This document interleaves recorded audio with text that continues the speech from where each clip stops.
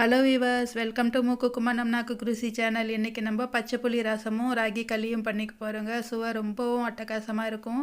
செய்கிறது ரொம்ப ஈஸி, ஆனால் சுவை மட்டும் ரொம்பவும் நல்லாயிருக்கும். இது எப்படி பண்ணுறது பார்க்கலாமா? வாங்க கிச்சனுக்கு. முதல்ல இது மாதிரி காஞ்சி மிளகாய் எடுத்துக்கிட்டேங்க. இது மாதிரி ஒரு குச்சிக்கு கோர்த்து வச்சுக்கணும். நல்லா சுட்டு எடுத்துக்கலாம். தீயை மீடியமாக வச்சு இது மாதிரி சுட்டுக்கணுங்க.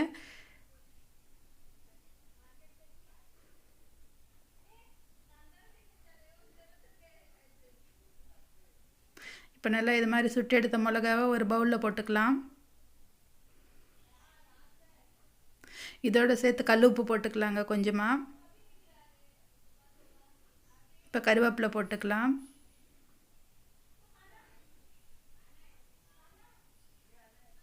பூண்டு ஒரு 6-7 பல் பூண்டு, பச்சை பூண்டு இது மாதிரி தோல் உரிச்சிட்டு நல்லா இது மாதிரி தட்டி எடுத்துருக்கோம், அதையும் போட்டுக்கலாம்.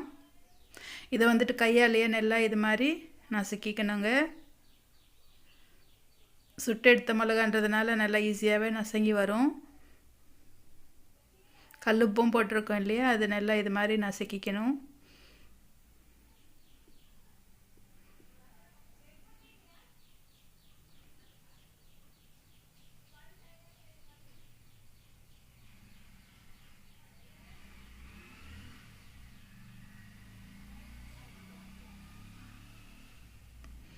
இப்போ புளி ஒரு பெரிய எலுமிச்சங்காய் அளவுக்கு புளி நல்லா ஊற வச்சுருக்கேங்க. அதையும் நல்லா இது மாதிரி கலக்கி ஊற்றிக்கலாம். இது மாதிரி பிசைஞ்சிட்டேங்க. இது மாதிரி நல்லா வடிகட்டிக்கலாம். சில பேர் இந்த சக்கையோடு போட்டுப்பாங்க. எனக்கு இந்த சக்கை பிடிக்காதுங்க, அதனால் இது நல்லா இது மாதிரி வடிகட்டிக்கிறேன். 2-3 வாட்டி தண்ணி விட்டு நல்லா அந்த புளிப்பெல்லாம் இது மாதிரி கரைச்சி இதில் விட்டுக்கலாம்.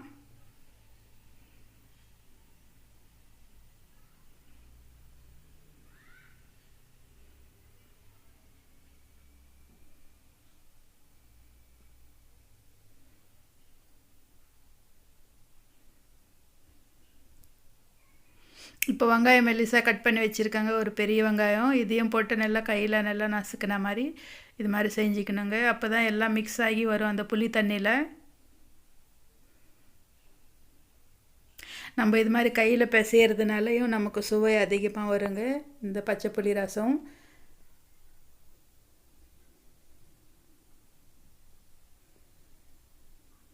இப்போ கொத்தமல்லி கொஞ்சமாக போட்டுக்கலாம்.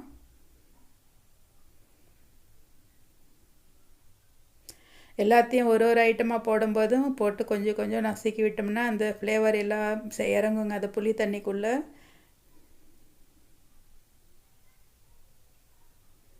இப்போ சீரகம் எடுத்துருக்கேங்க. மெயின் சீரகமும் ரொம்ப மணத்தை கொடுக்கும் பச்சை புளி ரசத்துக்கு. சீரகத்தையும் போட்டு இது மாதிரி நல்லா பிசைஞ்சிக்கணும்.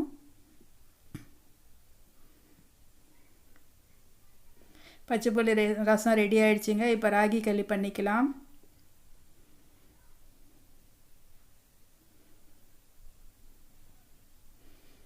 ராகி களி பண்ணுறது வீடியோ மிஸ் ஆகிடுச்சிங்க கொஞ்சம், அதனால் இருக்கிறது வரைக்கும் நான் போடுறேன்.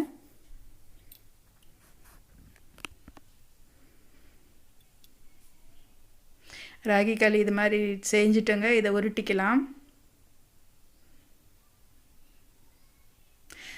ரைஸ் போடாமல் இன்றைக்கி நான் இது மாதிரி வரும் ராகி மாவுலேயே களி செஞ்சு வச்சுருக்கேங்க.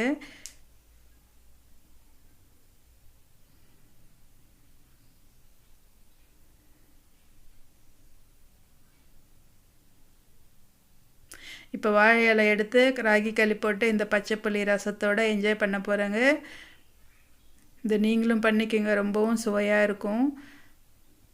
கொஞ்சம் இது மாதிரி களி எடுத்து இந்த ராகி இதில் பச்சை புளியில் ரசத்தில் இது மாதிரி தொட்டு சாப்பிட்டோம்னா நமக்கு சொர்க்கமே தெரியுங்க, அவ்வளோ சுவையாக இருக்கும். இது சொன்னால் ரொம்ப புரியாதுங்க, இது மாதிரி செஞ்சோம்னா சாப்பிடும்போது தெரியுங்க எவ்வளோ சுவை இருக்குதுன்னு சொல்லிட்டு.